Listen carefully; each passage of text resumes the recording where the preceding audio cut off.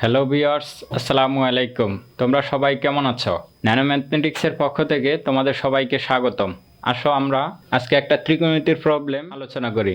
প্রবলেমটা এরকম যে A B C ত্রিভুজে A B সমান 29, বিসি সমান 21, সিকোণ ইকুয়াল টু 90 ডিগ্রি এবং বি কোণ থিটা হলে তোমাকে sine square theta minus cos square theta এর মান নির্ণয় করতে হবে। এই প্রবলেম সলভ করতে গেলে আমাদের ফার্স্টে যেই বিষয়ের দিকে লক্ষ্য রাখতে হবে যে তোমার তথ্য যে গিভেন ডাটা, এই গিভেন ডাটা দিয়ে তুমি কিভাবে একটা চিত্র তৈরি করতে পারো সেই দিকে মনোযোগ দিতে হবে। অর্থাৎ যেই ডাটা দেওয়া থাকবে এই ডাটা দিয়ে দেখবা যে কোনোভাবে চিত্র তৈরি করা যায় কিনা। যদি চিত্র তৈরি করা যায় তাহলে চিত্রটা ফিগার আউট করে ফেলতে হবে। দেখো আমাদের এই তথ্যগুলো দিয়ে আমরা চেষ্টা করতেছি একটা চিত্র তৈরি করতে পারি কিনা। তাহলে চিত্রটা আমরা জাস্ট ধরে নিলাম যে চিত্রটা এরকম হতে পারে। এখানে বলছে সি কোণটা কত ডিগ্রি? 90 ডিগ্রি। তাহলে আমাদের এই চিত্রের সি কোণ কোণটা এটাই তো আমাদের 90 ডিগ্রি, রাইট? আর আরেকটা কোণ বলছে বি কোণটা থিটা। এই থিটা মানে সূক্ষ্ম কোণ আর কি। এখানে বি কোণটা হচ্ছে থিটা কোণ, আর অপর বাহুটার নাম দিয়েছি আমরা এ। তাহলে চিত্র তথ্য অনুযায়ী চিত্রটা মোটামুটি এরকম হতে পারে যে এ বি সি, যেটার এ বি সি কোণটা হচ্ছে থিটা কোণ আর সি কোণটা হচ্ছে 90 ডিগ্রি। এখন আমাদের আরও তথ্য দিয়ে দিয়েছে যে এ বি সমান সমান কত? 29। তাহলে এটার মান কত? 29। আর বিসি এর মান কত? 21। আর আমাদের এসি এর মান দরকার, এসি এর মান দরকার।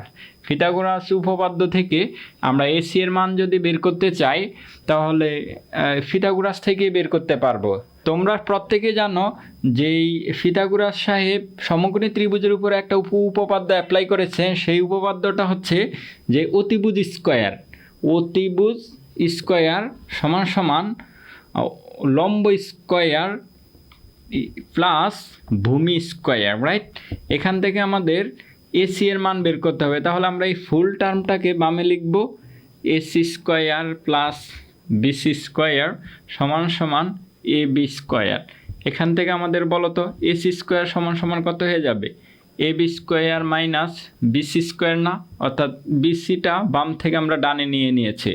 তাহলে এখান থেকে যে এসি স্কয়ার সমান সমান কত হয়ে যাবে? রুট হয়ে যাবে না? রুট কত? A B square minus BC square. A B স্কোয়ারের মান কত? 29 স্কোয়ার মাইনাস বিসি এর মান হচ্ছে 21 স্কোয়ার। এটার এসি সমান সমান তাহলে কত হয়ে যাবে? এখানে আসতেছে আমাদের 29-এর স্কোয়ার কত? 841 বিয়োগ 21 স্কোয়ার হচ্ছে 441। বিয়োগ দিলে এখানে চলে আসবে আমাদের 400 আর 400কে রুট করলে আসে 20। তাহলে দেখো এসি এর মান আমরা পেয়ে গেছি কত? 20। এই 20 পাওয়ার পরে আমাদের চিত্রের কাজ শেষ। এখন আমরা যেই কাজটা করব সেই কাজটা হচ্ছে এখান থেকে আমাদের কোন কোন অনুপাতের মান লাগবে সেটা আমাদের যেই প্রবলেমটা তারা জানতে চেয়েছে ওই প্রবলেমের দিকে তাকাইলেই আমরা বলতে পারবো। যেমন আমাদের এখানে প্রবলেমটা কি জানতে চেয়েছে? Sine square minus cos square. তাহলে বলো তো আমরা কি সাইন থিটার মান কি এখান থেকে বের করতে পারবো? আমরা জানি না সাইন থিটা সমান সমান লম্ব বাই অতিভুজ, রাইট? এখানে আমাদের লম্ব কত? থিটা কোণের বিপরীত বাহু হচ্ছে লম্ব। এখানে লম্ব হচ্ছে 20, রাইট? আর অতিভুজ হচ্ছে সমকোণের বিপরীত বাহু। তাহলে সমকোণের বিপরীত বাহু কত? 29। ওকে।